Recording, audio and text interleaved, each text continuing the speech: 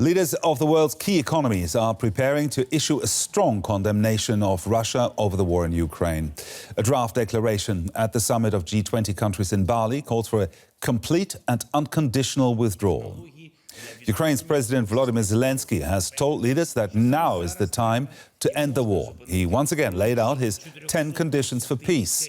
These include a total withdrawal of Russian troops and giving Ukraine back control of all its territory. In the absence of concrete steps to restore peace, Russia will simply try to deceive all of you again, deceive the world, and suspend the war just as its defeats are becoming clear. We will not allow Russia to wait it out, build up its forces, and then unleash a new series of terror and global destabilization. I'm convinced that now is the time when Russia's destructive war must and can't be stopped. DW's Alexandra von Namen is in Bali at the G20 talks for us. Alexandra, what's the reaction to Zelensky's call for peace there? Well, according to Western officials that I've been speaking with, this is a major topic here. It's on everybody's mind, the question of how to end this war, with many G20 members saying and expressing their hopes that diplomacy can be given a chance here. However, of course, as I've been briefed by Western officials, nobody here is talking about a peace or a ceasefire at any price. And that is also what the Ukrainian president stressed in his address, saying that Ukraine is ready to talk, but only if certain conditions are met, conditions based on international law and the UN Charter. And one of them is a complete withdrawal of Russian troops from Ukrainian territory. And the German Chancellor, who is of course also here, supported Ukraine's stance. German Chancellor Olaf Scholz said that peace cannot be dictated by Russia. Let's have a listen to what else the German Chancellor he had to say. It is right that a consensus is developing that will make it clear that this war of aggression is not acceptable, that the consequences of this war for the rest of the world, when it comes to hunger, to energy prices, must be carefully considered, and that everything possible must be undertaken against those negative consequences. And at the same time, we must make it clear that the use of nuclear weapons must be ruled out. Now, a G20 draft communique says most members condemn Russia's war. How much of a role has Germany played in pushing this statement? Well, I think it's fair to say that Germany has played a big role, as well as other European nations. They have been constantly reaching out to other members of the G20, some of them very reluctant to condemn Russia for its war in Ukraine. So the Europeans have gone to great efforts to convince those nations that the war that Russia started is unjustified, it's brutal, it's against international law, and that this war is the reason for the current energy and food crises. And the Europeans are saying that the fact that we have this draft agreement right now that still needs to be approved by all, but the fact that we have it now is a huge achievement for the Europeans, but also for the Indonesian government. They say that Indonesia has handled very well this summit, because now the chance are there that we will have a communique at the end of the summit. And if you have asked me about it like 2 days ago, I would say it's not likely for all the nations to have a joint agreement at the end. So now everyone here is quite optimistic that that could happen. Now, Russia's President Putin is not attending the meeting. He was invited, but he did pull out. His foreign minister, Sergei Lavrov, is there, though. How has he been trying to justify Russia's actions?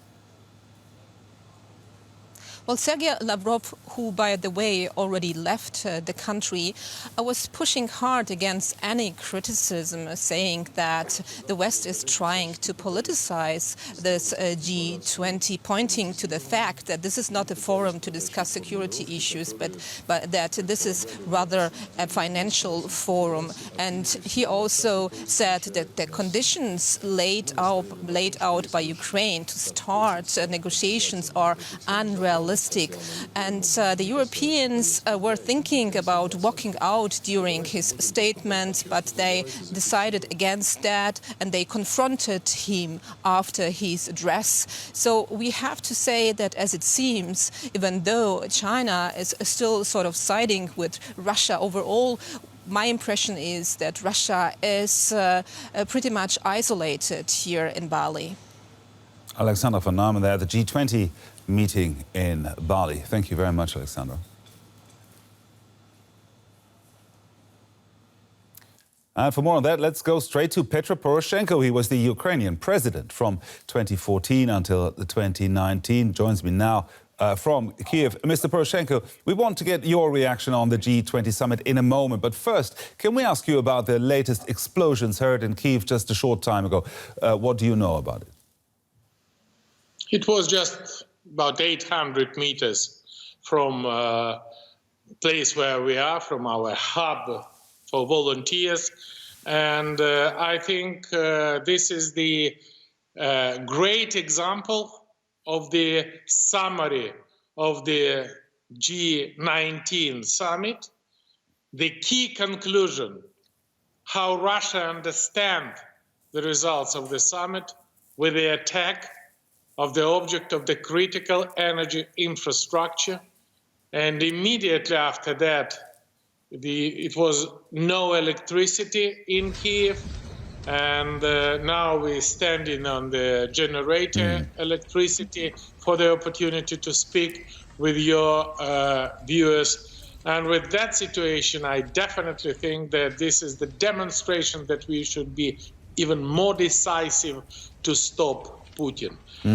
Please do not expect that we can reach a compromise with him. I think that, imagine that the killer come to your house, kill your children, rape your wife, occupy the second floor of your house, and then open the door and propose to you negotiation. Mr. Poroshenko, we will come to the compromise and the possible peace plan in a moment. But first, I would like to ask you, it appears there will be an almost unanimous condemnation of Russia's war. Is that good enough for you? Absolutely. I think that it is not existing any other scenario of the global security, of the world peace, as deputinization of Europe, deputinization of the world, because Putin is a maniac. And I have this experience for the 5 years of negotiation with Putin during my term. And now when I'm a leader of the opposition, we don't have an opposition, we now have a unity. And this unity is just to save Ukraine, to save Europe, and to save the world. Are you on the same page with Mr. Zelensky, though, with regard to eventual compromise? Do you support Mr. Zelensky when he's stepped up calls for peace? And can Ukraine make peace with Putin? You cannot find out any other nation in the world who wants peace more than we, Ukrainians. Because every single day we pay a very high price. I visit in the funeral a couple times a week, only with my closest friends, which is now on the front. And definitely we want a peace. And we have a key negotiator, the key diplomat for this peace. And the name of this negotiator, the name of this diplomat is Armed Forces of Ukraine. And I'm proud that in the year 2014, we start to create, my team and me, as a Supreme Commander-in-Chief, create the new and probably the best efficient armed forces on the continent. And with this negotiation, we liberate Kyiv encirclement, we liberate Kharkiv region. Just several days ago, we liberate Kherson, and definitely we will continue this process. And Kherson is the best example for this negotiation. Now, would you be ready, let me come back to this, should Zelensky be prepared to make concessions to end the bloodshed, territorial concessions maybe, if he did that, would you support him? I don't know if anybody proposed. Do you know that Putin works in Dresden a couple of years? I do. And if anybody will propose to German people to have a concession of Dresden or Leipzig or Berlin maybe as a price for the peace. And I think this is definitely not be accepted by me, by Ukrainian people, and I hope by Zelensky. The former Ukrainian President Petro Poroshenko there.